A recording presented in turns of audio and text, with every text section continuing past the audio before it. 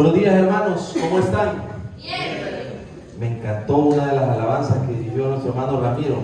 El cristiano debe pasar todo el tiempo feliz. ¿Usted está feliz? Amén. Si no está feliz, tiene un problema. Si usted se levantó con dificultades hoy de su cama para venir a la iglesia, tiene un problema. El cristiano debe pasar la mayor parte del tiempo bien feliz. Ayer, hermanos, siento que esta semana fue de mucha bendición para mi familia. Nosotros ayer celebramos un cumpleaños más de mi papá, 78 años, y me gustó mucho el tiempo que compartimos con la familia. Y me gustó muchísimo que mi familia me diera la oportunidad de hablarle unos 10 minutos de la palabra de Dios. Hemos aprendido la necesidad que tenemos los cristianos, que aparte de ir y predicar el evangelio a todos lados, hay que también hablarle a nuestra familia. Y me abrieron el espacio, abrí la palabra y todos muy atentamente me escucharon. Y quise compartirles el libro de Efesios. Les hablaba lo que decía el capítulo 6 de un mandamiento con propósito, de la necesidad que tenemos de entender que tenemos que honrar a nuestros padres, no solamente para que nos vaya bien, sino para que podamos tener larga vida. Y me gustó muchísimo porque mi papá también, unas palabras que dio, manifestaba muchas veces la bendición que le había dado Dios en su vida.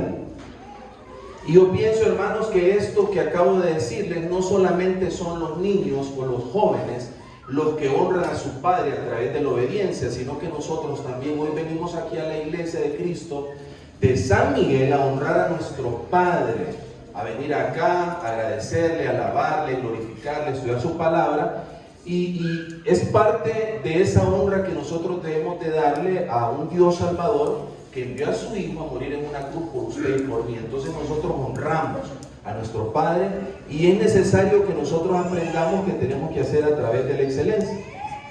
Y me gustó muchísimo que en las palabras que dio mi papá hablaba mucho acerca de las experiencias de su vida. 78 años se ven muy largos, ¿no? Y me gustaba mucho cómo hacía reflexión en varias veces y mencionaba varias partes de su temperamento. Y sin duda alguna, hermanos, que el temperamento a los seres humanos es algo que nosotros lo adquirimos congénitamente. La combinación de los genes de su papá y de su mamá le dio lo que es el temperamento a usted. Y todos tenemos temperamentos variables, sumamente variables. Pero el temperamento nos identifica. El temperamento nos identifica. Nosotros podemos inclusive estigmatizar a una persona y decir, él es mecha corta. El temperamento es difícil. Ese hermano que está ahí tiene un temperamento bien noble, vieran qué tranquilo es. Aquel hermano que está allá, él es tranquilo, pero ya cuando le tocan este asunto, el temperamento se altera. Entonces nosotros empezamos a identificarnos. Y no solamente estoy hablando en el mundo exterior, sino que también nosotros nos conocemos aquí como familia dentro de la iglesia, porque nosotros somos una familia. Nosotros nos conocemos acá, ¿no? En el transcurso de los años, lógicamente, hay hermanos que tienen más tiempo de conocerse y nos conocemos, y el temperamento es parte de. Y ayer que estaba terminando de preparar esta predicación, el temperamento me llevó a conocer y a leer un poquito acerca de los hombres que utilizó nuestro Señor Jesucristo en el Antiguo Testamento. Y es profundo, hermano, porque sin duda alguna que el temperamento lo definió. Por ejemplo, miraba a Jeremías y hablaba de que era una persona sensible, que tenía un temperamento dócil. También hablaba de Isaías, que Isaías, un profeta mayor, tenía sumamente conflictos cuando se tocaban asuntos políticos. Él se irritaba un poco. Igual, hermanos, en el caso de Abraham, yo platicaba esta semana con mi familia, el temperamento de Abraham al saber que Dios le estaba pidiendo el sacrificio a su hijo para que lo pudiera dar como un sacrificio a él. Entonces, sin duda alguna que el temperamento de los hombres en el Antiguo Testamento ha quedado marcado. Y hasta el día de hoy a nosotros nos sirve. Inclusive usted y yo estoy seguro que en más de algún momento nos hemos identificado con hombres y mujeres que escuchamos en la Escritura. Hermanos, y cuando nosotros venimos acá y nos dan la oportunidad de venir a escuchar la Escritura, siempre en ese proceso del crecimiento de la santificación que comienza cuando usted se bautiza, esta es una carrera, hermanos. usted va creciendo día con día. Su temperamento, aunque usted tiene su temperamento carnal, el temperamento del cristiano va cambiando. Va cambiando, vamos en el proceso. No va a empezar de la noche a la mañana. No es que usted sale de ahí y ya se acabaron los problemas. No se equivoque. Es un proceso. La santidad, me explicaba muy bien mi hermano Noé, me encantó mucho la explicación que él da. Comienza el inicio del bautismo, pero después empezamos el proceso de la santidad, creciendo poco a poco, estudiando la palabra, tomándole tiempo y sirviendo a nuestro Señor Jesucristo. Y hay un personaje en el Antiguo Testamento que a mí siempre me ha gustado, y estoy seguro que usted en algún momento probablemente se identifica con él, y es el caso del apóstol Pedro. Pedro es un personaje muy interesante porque Pedro se convierte en un personaje interesante porque de cara al futuro Jesucristo lo plantea como alguien que va a ser una base fundamental en su iglesia.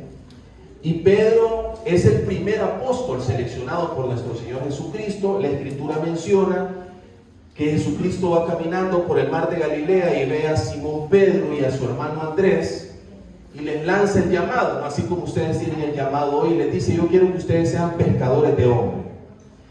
Ya desde ahí se menciona que el carácter de Pedro ya se reconocía. Pedro era un líder en ese momento, Pedro podía dirigir, y Pedro muchas veces tenía un carácter fuerte en ese momento. Cuando lo seleccionó nuestro Señor Jesucristo, lógicamente va por un propósito. Y cuando uno empieza a analizar y ver cómo se desarrolla la vida de Pedro, es sumamente profunda, ¿no? Porque Pedro el temperamento de él fue modificado, cambiado, porque él empezaba a ver cosas que lógicamente nosotros ahora no vemos. Por ejemplo, Pedro miraba cómo se multiplicaban los alimentos, ¿verdad? En lugares donde había necesidad de alimentos, él vio cómo se multiplicaban alimentos. Igual, por ejemplo, Pedro es un personaje que dentro del Antiguo Testamento se menciona que también recibió bendiciones hacia su familia. Usted ya conoce la historia, cómo Jesucristo sana a la suegra de Pedro. Igual, en el capítulo 10 se menciona cómo Jesucristo le da autoridad a los apóstoles para que ellos puedan hacer milagros. Entonces el proceso de Pedro va cambiando, ¿no? El proceso de Pedro va, a medida de avanzando, se va transformando. Quiero pensarlo así, porque inclusive en el capítulo 16 de Mateo, Pedro hace una confesión que hasta el día de hoy nosotros la seguimos mencionando, y es cuando Jesucristo le dice: ¿quién dice la gente que soy yo? Y Pedro le dice: tú eres el Cristo, tú eres el Hijo de Dios. Y en ese momento, en ese capítulo 16, Jesucristo le da un regalo profundo a Pedro y le dice: esa confesión que tú hiciste te hace garante de las llaves del reino, ¿no? Entonces Pedro es un personaje interesante, no importante. Y en el capítulo 26, nosotros aquí en San Miguel, que sabemos que es una congregación longeva, hemos escuchado muchísimas veces, y una vez que yo termine de predicar acá, vamos a recibir lo que es la cena del Señor. El Señor se reúne en el capítulo 26 y hace la institución, el mandamiento que nos pide a nosotros que hagamos todos los domingos. Y en el capítulo 26, hermano, quiero que lo busquen en el libro de Mateo. En el capítulo 26, después de que Jesucristo hace la institución de la Santa Cena, Jesús anuncia la negación de Pedro. No quiero que saque de su mente, hermano, todo lo que le mencioné antes. El temperamento de Pedro ya había empezado el proceso de cambiar. Capítulo 26, le voy a leer el versículo 30. Jesús anuncia la negación de Pedro. Y cuando hubieron cantado el himno, salieron al monte de los olivos, y entonces Jesús les dijo: todos vosotros os escandalizaréis de mí esta noche, porque escrito está: heriré al pastor y las ovejas de rebaño serán dispersas. Pero después que haya resucitado, iré delante de vosotros a Galilea.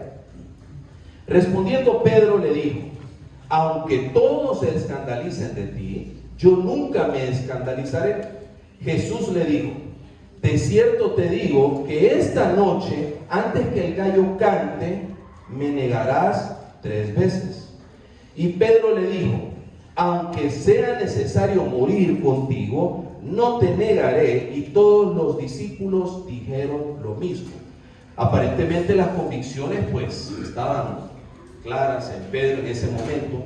No sé si él repite esas palabras netamente por emotividad, y tampoco entiendo por qué Jesucristo le dice, me vas a negar 3 veces. ¿Por qué no le dijo, solo me vas a negar una vez? Vos me vas a negar esta noche. ¿O por qué no le dijo a todos? ¿Por qué no le dijo a todos los discípulos? Todos ustedes van a salir huyendo y todos me van a negar, sino que se dirigió específicamente a Pedro. No solamente una vez, no 2 veces, sino 3 veces me vas a negar. No sé si Pedro en ese momento, hermanos, que recibía esa información de parte de nuestro Señor Jesucristo, estaba consciente, captaba lo que el Señor Jesucristo le estaba diciendo. Prácticamente le dijo, cuando venga la adversidad, cuando vengan los momentos difíciles, vos me vas a negar a mí. Cuando necesite que vos des un paso al frente y digas que sos mi discípulo, mi alumno, me vas a negar. No sé si Pedro captó el momento, no sé si los discípulos lo captaron, porque estaban en un momento de intimidad, en un momento de ellos.